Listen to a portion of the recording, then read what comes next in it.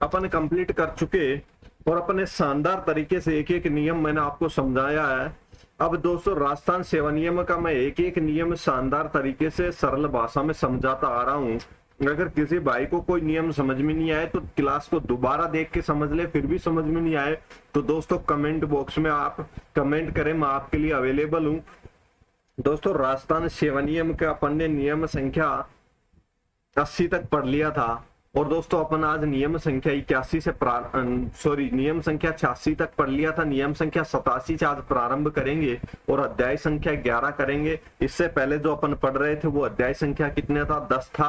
दोस्तों अध्याय संख्या 11 पढ़ेंगे आज के नियमों में। तो दोस्तों एक एक नियम को आराम से समझना।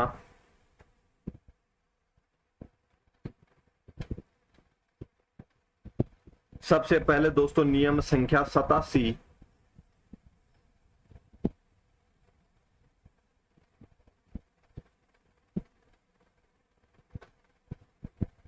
दोस्तों नियम 87 क्या कहता है, ये प्रायोज्यता के संबंध में यानी लागू होने के संबंध में है।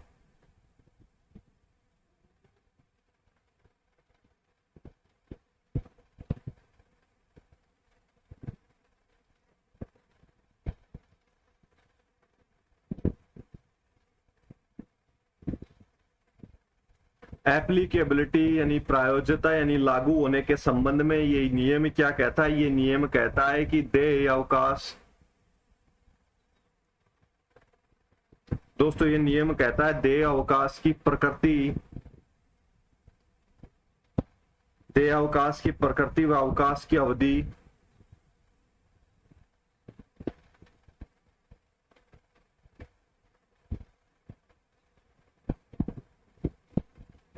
अवकाश की प्रकृति व अवकाश की अवधि के संबंध में नियम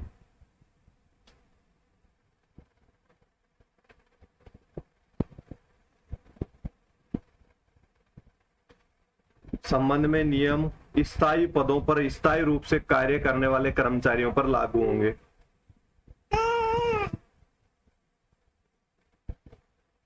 स्थायी रूप से स्थायी पदों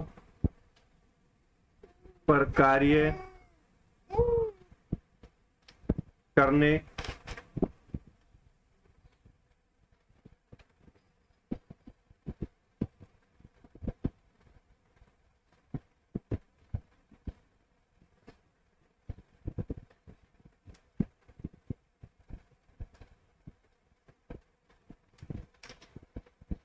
स्थायी रूप से स्थायी पदों पर कार्य करने वाले कर्मचारियों पर दोस्तों ये लागू होंगे। स्थायी रूप से स्थायी पदों पर कार्य करने वाले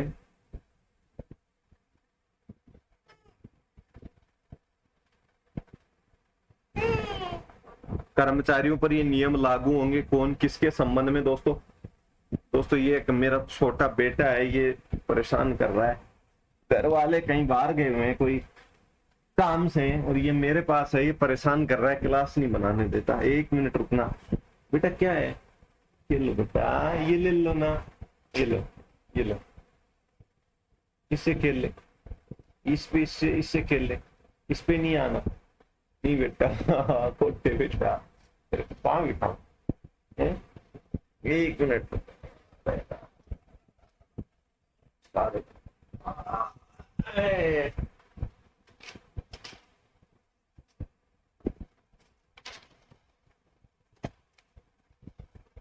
दोस्तों अपन नियम संख्या 87 पढ़ रहे हैं और नियम संख्या 87 किसके संबंध में है दोस्तों, प्रायोज्यता एप्लीकेबिलिटी के संबंध में है।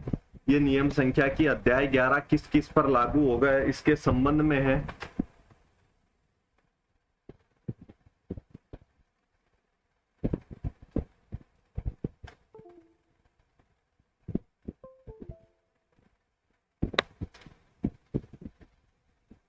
दोस्तों ये प्रायोज्यता एप्लीकेबिलिटी के संबंध में नियम संख्या 87 है। ये क्या कहता है दोस्तों समझिएगा, देय अवकाश की प्रकृति व अवकाश की अवधि, यानी कि देय अवकाश होंगे उनकी प्रकृति और उनकी अवधि के संबंध में जो नियम है, इसके अंदर वो स्थायी पदों पर स्थायी रूप से कार्य करने वाले कर्मचारियों पर लागू होंगे। नियम संख्या 87 क्या कहता है कि अवकाशों की प्रकृति के संबंध में जो नियम है, अवकाश की अवधि अवधि और प्रकृति के संबंध में जो नियम है वो स्थायी पदों पर स्थायी रूप से कार्य करने वाले कर्मचारियों पर लागू होंगे। ठीक है। इसके अलावा जब तक नहीं कहा जाए, कब तक लागू होंगे? जब तक स्पष्ट नहीं कहा जाए।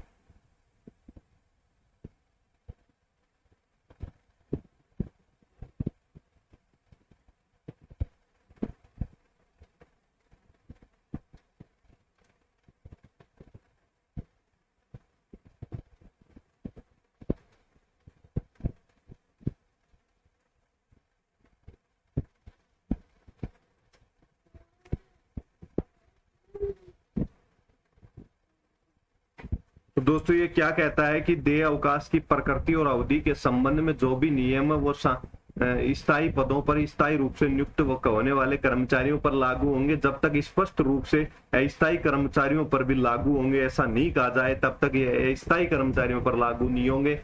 किसी नियम के अंदर स्पेशल रूप से अस्थायी कर्मचारी शब्द का प्रयोग किया जाएगा तभी अस्थायी पर लागू होंगे, अन्यथा ये स्थायी पदों के लिए बने हुए हैं। तो दोस्तों ये प्रायोजिकता के संबंध में, यानी कि जो आगे अपन अवकाश के संबंध में जो नियम पढ़ेंगे, इन नियमों की लागू होना प्रकृति और अवधि के संबंध में जो नियम है वो किन कर्मचारियों पर लागू होंगे? वो स्थायी पर तो सब पर लागू होंगे।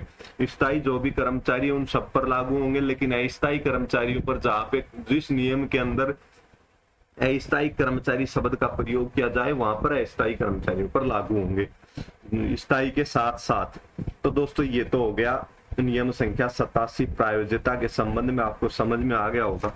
अब दोस्तों नियम संख्या 87A है।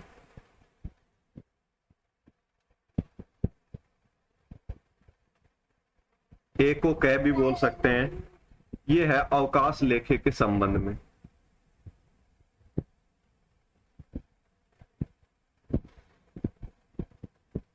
तो अवकाश लेखे के संबंध में है ये, और अवकाश लेखा किस प्रारूप में और कहां पे दिया गया है? तो दोस्तों वो परिशिष्ट सेकंड ए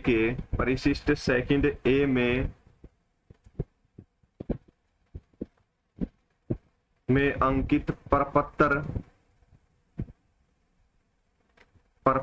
फर्स्ट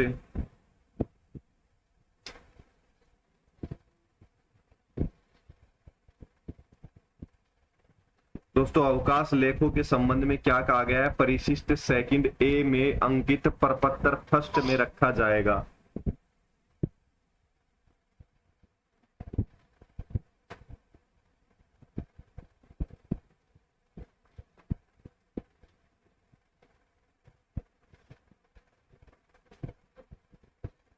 दोस्तों अवकाश लेखे के संबंध में क्या कहा गया है? परिशिष्ट सेकंड ए में अंकित प्रपत्र फर्स्ट में रखा जाएगा, यानी कि इसमें प्रारूप दे रखा है अवकाश के लेखे रखने का, जो फॉर्मेट दे रखा है परिशिष्ट सेकंड ए में अंकित प्रपत्र ए में रखा जाएगा। तो दोस्तों ये प्रारूप दे रखा है इसके अंदर इसका।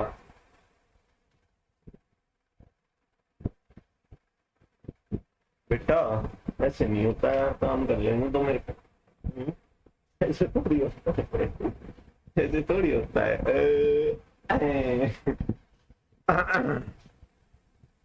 अवकाश लेखा परिशिष्ट 2A में अंकित प्रपत्र 1 में रखा जाएगा। और अगला नियम है नियम संख्या 87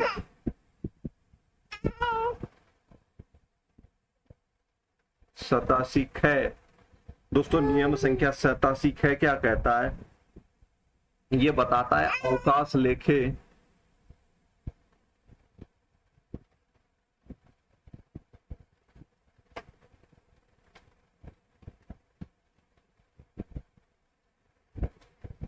अवकाश लेखे रखने के स्थान के बारे में। अवकाश लेखे रखे कहां पर जाएंगे इसके संबंध में 87 ख है। दोस्तों ये नियम क्या कहता है? ये कहता है राजपत्रित अधिकारी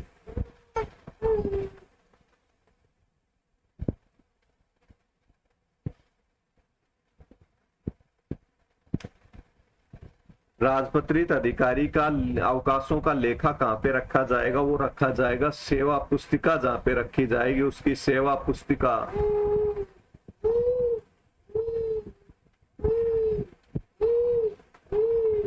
जहाँ पे सेवा पुस्तिका रखी जाती है वहां पे राजपत्रित अधिकारी के अवकाशों का लेखा रखा जाएगा। दूसरा दोस्तों अराजपत्रित अधिकारी,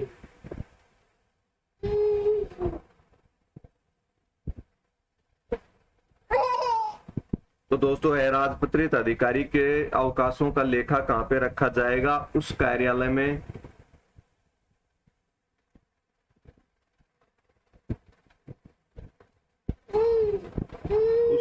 में जहां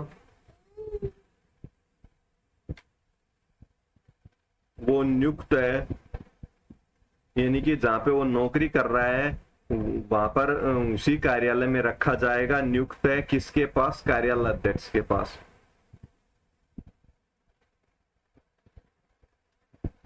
कार्यालय अध्यक्ष के पास उसके अवकाश के लेखे जहां पर वो नियुक्त है उसी कार्यालय में रखे जाएंगे राजपत्रित अधिकारी के, और राजपत्रित अधिकारी के जहां पे उसकी सेवा पुस्तिका रखी जाती है वहां पे लेखे रखे जाएंगे। तो दोस्तों अपन ने नियम एक एक नियम वापस से तीनों रिवाइज कर लेते हैं। नियम 87 किसके संबंध में था? लागू होने के संबंध में। प्रायोज्यता कि अवकाश से संबंधित नियम किन किन पर लागू होंगे, किन किन पर नहीं होंगे, इसके संबंध में है। प्रायोज्यता के संबंध में है।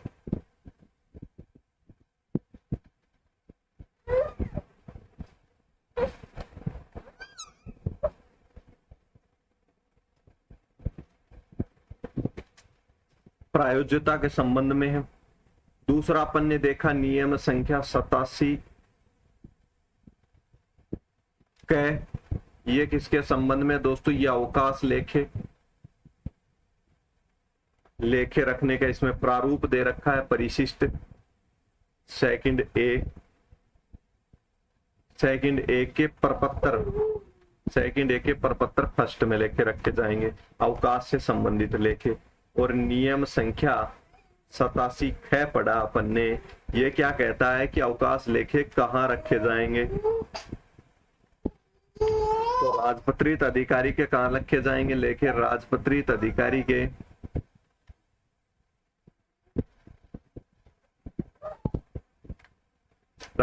अधिकारी के लेखे रखे जाएंगे दोस्तों जहां पे उसकी सेवा पुस्तिका रखी जाएगी। और दोस्तों अराजपत्रित अधिकारी के लेखे उसी कार्यालय में जहां पे वो नियुक्त है कार्यालय अध्यक्ष के पास रखे जाएंगे। तो अब तक अपन ने जो पढ़ा वो मैंने रिवीजन करा दिया। अब दोस्तों अपन नियम संख्या 87 के बाद नियम संख्या 88 देखेंगे।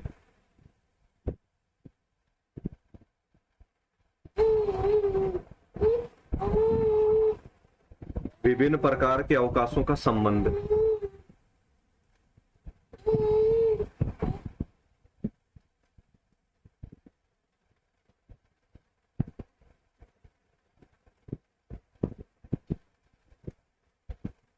दोस्तों विभिन्न प्रकार के अवकाशों का संबंध इस प्रकार समझिए कि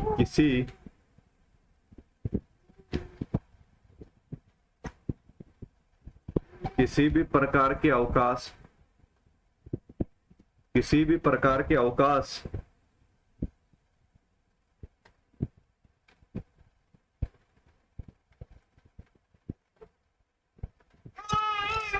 अन्य प्रकार के अवकाश के साथ, किसी भी प्रकार का अवकाश है वो अन्य प्रकार के दूसरे प्रकार के अवकाश के साथ में लिया जा सकता है, निरंतरता में लिया जा सकता है। तो दोस्तों ये क्या कहता है? विभिन्न प्रकार के अवकाशों का संबंध, यानी कि 15 दिन तक मान लीजिए आपने अर्धवेतनिक अवकाश लिया 15 दिन, प्लस आप 15 दिन चिकित्सा अवकाश ले सकते हैं। इस प्रकार से किसी भी प्रकार के अवकाश के साथ में 15 दिन का किसी भी प्रकार के अवकाश के साथ में आप दूसरे अन्य प्रकार के अवकाश को ले सकते हैं। 15 दिन तक आपने अवैतनिक अवकाश लिया और 15 दिन तक सवैतनिक अवकाश लिया और अर्धवैतनिक, इस प्रकार से भी आप 45 दिन का अवकाश ले सकते हैं। तो यानी कि किसी भी प्रकार के अवकाश के साथ में दूसरे प्रकार का अवकाश ले सकते हैं। यानी कि आपने 15 दिन पितृत्व अवकाश ले लिया और उसके बाद में 15 दिन आपने अर्ध वेतनीय का अवकाश ले सकते हैं। तो किसी भी प्रकार के अवकाश के साथ दूसरे प्रकार का अवकाश साथ में लिया जा सकता है, निरंतरता में भी लिया जा सकता है, साथ में लिया जा सकता है। तो विभिन्न प्रकार के अवकाशों का संबंध डबल 8 में दे रखा है। ठीक है दोस्तों, तो नियम संख्या डबल 8 क्या कहता है कि भिन्न भिन्न प्रकार के अवकाशों का आपस में संबंध के साथ में लिए जा सकते हैं। डबल 8 क्या कहता है? डबल 8 है मतलब सेम सेम है, तो सेम सेम नहीं, अलग अलग प्रकार के अवकाशों को साथ में लिया जा सकता है। इस प्रकार से समझ सकते हैं नियम संख्या 88।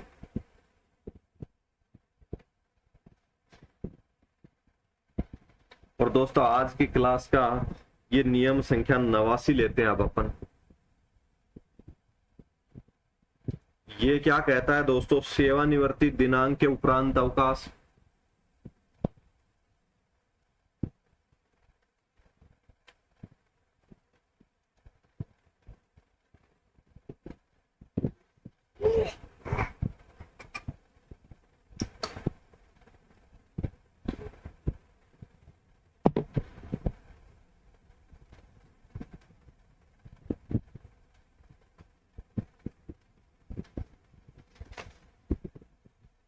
सेवानिवृत्ति दिनांक के उपरांत अवकाश। तो दोस्तों सेवानिवृत्ति दिनांक के उपरांत अवकाश, तो दोस्तों सेवानिवृत्ति दिनांक के किसी भी प्रकार का अवकाश स्वीकृत नहीं होगा।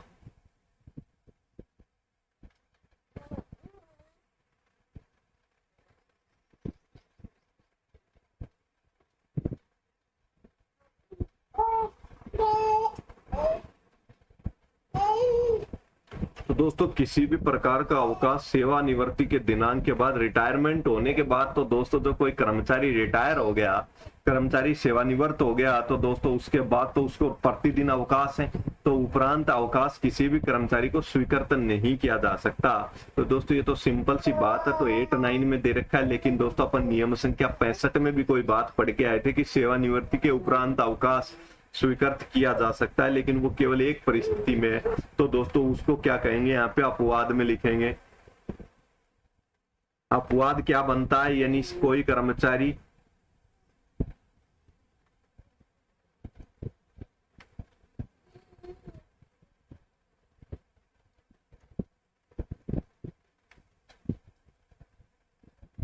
सेवानिवृत्ति पूर्व कहाँ गया है? अवकाश पर गया है, और उसके दोस्तों अवकाश निरस्त करके बीच में उसको छुट्टियां मनाने से वापस बुला लिया जाता है। निरस्त करके वापस बुला लिया। एक कर्मचारी सेवानिवृत्ति पूर्व अवकाश पे गया था, निरस्त करके उसके अवकाश वापस बुला लिया, कर्तव्य पर वापस बुला लिया। और अपन एक नियम में एक बात और पढ़ के आए थे कि अवकाश किसी कर्मचारी के बीच में निरस्त किए जाते हैं, तो दोस्तों वो वहां से जिस दिन चलता है जहां पर वो है अवकाश के समय पे, उसी दिन से उसका कर्तव्य पे माना जाएगा। ये भी अपन पढ़ के आए। तो दोस्तों निरस्त अवकाश पे वापस बुला लिया, अवकाश की छुट्टियां निरस्त करके, और फिर वो सेवानिवृत्त हो जाएगा। तो ऐसी स्थिति में उसको अवकाश सेवानिवृत्ति दिनांक के उपरांत दिया जा सकता है। और दिया कैसे जाएगा दोस्तों? उसको उसका क्या कर दिया जाएगा? उपार्जित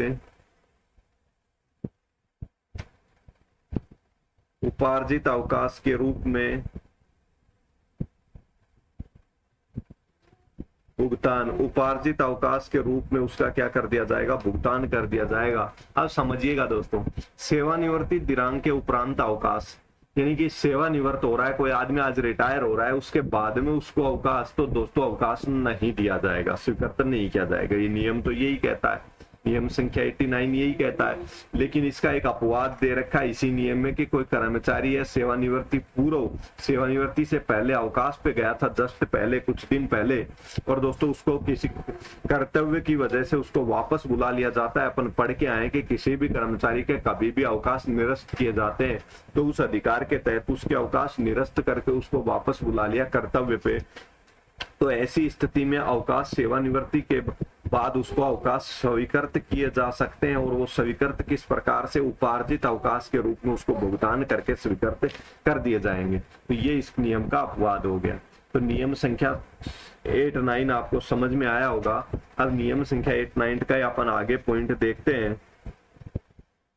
तो दोस्तों इस प्रकार से अगर कोई सेवानिवृत्ति पूर्व अवकाश पे गया था तो अधिकतम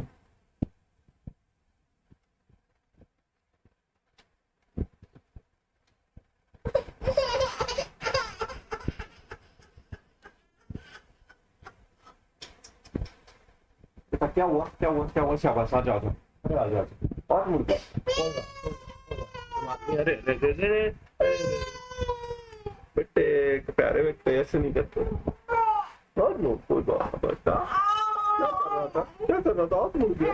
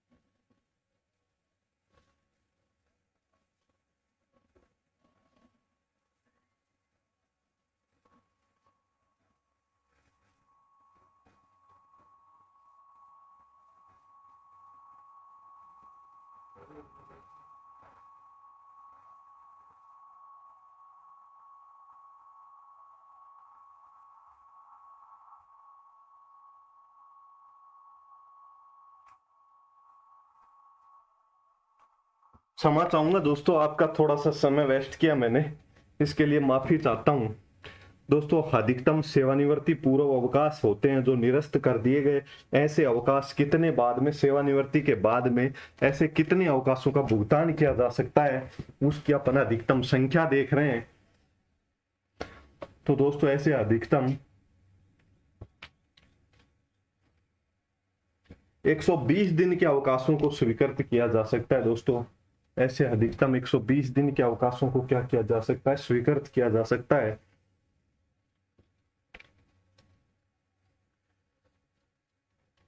एक 120 दिन यानी कि सेवानिवृत्त पूर्व के अवकाश थे और सेवानिवृत्ति पे उसको वापस छुट्टी से बुला लिया गया था और उन अवकाशों को सेवानिवृत्ति के बाद में स्वीकृत कर दिया जाएगा उपार्जित अवकाश के रूप में, और उनको उन अवकाशों का भुगतान कर दिया जाएगा जो निरस्त कर दिए गए थे। तो ऐसे अधिकतम 120 दिन के अवकाश स्वीकृत किए जा सकते हैं। यदि कोई विदेश में गया हुआ था तो दोस्तों अधिकतम 180 दिन के अवकाश ऐसे स्वीकृत किए जा सकते हैं जो उसको जिनमें वापस बुला लिया गया था। ऐसी स्थिति में अधिकतम 180 दिन तक के अवकाश स्वीकृत किए जा सकते हैं। मान लीजिए कोई कर्मचारी विदेश गया था, कितने दिन की छुट्टी लेकर 200 दिन का अवकाश लेके गया था दोस्तों, वो 40 दिन अवकाश बिता लेता। दोस्तों उसको 5 दिन हुए थे अवकाश पे गए, 5 दिन हुए थे उसको विदेश यानी कि पहुंचा था विदेश। जैसे ही उसको कर्तव्य पर निरस्त करके अवकाश वापस बुला लिया तो दोस्तों उसके 195 अवकाश बच गए। अब वो सेवानिवृत्त हो गया। कुछ दिन बाद वो क्या हो गया, सेवानिवृत्त हो गया। कर्तव्य को पूरा करते करते यहाँ पे सेवानिवृत्त हो गया, 195 अवकाश बच गए। लेकिन उसको अधिकतम उपार्जित अवकाश के रूप में जो सेवा पूर्व अवकाश थे, सेवानिवृत्ति पूर्व अवकाश पे जो गया था, वो जो निरस्त कर दिए गए थे उनके अधिकतम उसको 180 दिन का भुगतान किया जाएगा, 95 दिन का नहीं किया जाएगा। अधिकतम सीमा 180 है दोस्तों, ये हो गई स्थिति। और सामान्य कर्मचारी को 120 दिन का है। तो दोस्तों ये अपन ने पढ़ लिया। अब अर्ध वेतन अवकाश के बारे में पढ़ेंगे। अगर कोई कर्मचारी दोस्तों अर्ध वेतन अवकाश पे गया तो पूर्ण वेतन में बदल लेंगे अपन, ये तो आप समझते होंगे, उसका भी भुगतान कर दिया जाएगा। सेवा मुक्त दोस्तों, सेवा मुक्त कब माना जाएगा, वो कर्मचारी सेवा मुक्त तो अनिवार्य है।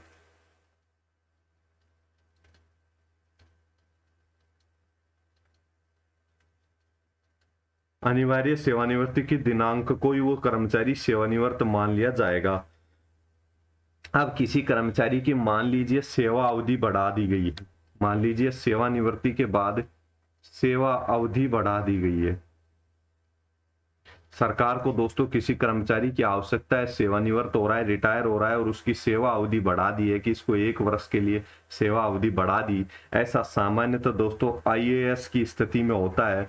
मुख्य सचिव की कई बार मुख्य सचिव की सेवा अवधि बढ़ाई जाती है, मुख्य सचिव की सेवा अवधि बढ़ाई जाती है। ऐसा हायर एक तरह से अपन कहें अखिल भारतीय सेवा या आरएस के संबंध में होता है दोस्तों। किसी अधिकारी की सेवा अवधि बढ़ा दी जाती है तो मुख्य सचिव की सामान्यतः जो आपको एग्जाम्पल देखने पर को मिलेगा सेवा अवधि बढ़ाने का, वो मुख्य सचिव की बढ़ाई जाती है। वैसे तो किसी भी कर्मचारी की सरकार चाहे सेवा अवधि बढ़ा सकती है रिटायरमेंट से होने की तारीख से पहले, उसकी सेवा अवधि बढ़ा देगी। मान लीजिए कोई व्यक्ति 60 वर्ष का हो गया लेकिन उसकी 1 वर्ष के लिए सेवा अवधि बढ़ा दी तो वो 61 वर्ष की आयु में रिटायर होगा। तो दोस्तों इस अवधि में जो भी अवकाश अर्जित करेगा,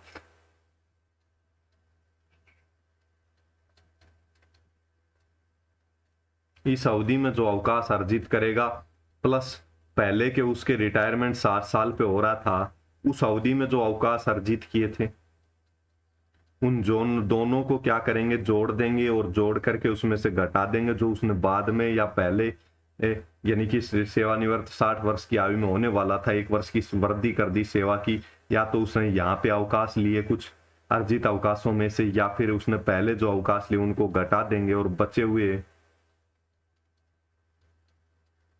अवकाशों का क्या कर देंगे, उसको भुगतान कर देंगे। दोस्तों क्षमा चाहूंगा, थोड़ा सा आधा डिस्टर्बेंस रहा आज की क्लास में और लास्ट तक आपका व्यवधान बना रहा, इसके लिए मैं क्षमा प्रार्थी हूँ आपके लिए। उम्मीद करता हूँ दोस्तों आप मुझे क्षमा करेंगे। और नियम संख्या 90 दोस्तों हटा दिया गया है। दोस्तों ये हटा दिया गया है। शब्द जहां भी आता होगा आपके दिल को शांति मिलती होगी कि एक नियम तो कम हुआ। तो दोस्तों नियम संख्या 90 राजस्थान सेवा नियमों का हटा दिया गया, तो अपन ये नहीं पढ़ेंगे, आपको तो बस याद रखना है नियम संख्या 90 वर्तमान में अस्तित्व में नहीं है, हटा दिया गया है। तो दोस्तों अपन ने जो नियम पढ़े वो आपको समझ में आए होंगे ऐसी उम्मीद करता हूँ। फिर भी समझ में नहीं आए तो दोस्तों आप क्या करना, पहले अपनी स्क्रीनशॉट लेके स्लाइड्स को नोट करना, नोट करके उनको एक बार पढ़ना और फिर उसको नोट के हुए को लेके बैठना और साथ में एक एक नियम को समझना और पढ़ना क्लास के चला के क्लास के साथ में, तो समझ में आ जाएगा। फिर भी नहीं समझ में आएगा तो दोस्तों मैं आपके लिए फिर भी हमेशा अवेलेबल हूँ, ऐसा मैंने आपको बोल रखा है। दोस्तों अब अपन एक एक नियम को स्क्रीनशॉट ले लें। आप नियम संख्या 87 का आप स्क्रीनशॉट ले लें। अध्याय 11 में अवकाश के संबंध में page number 2, page number 3, page number 4, page number 5,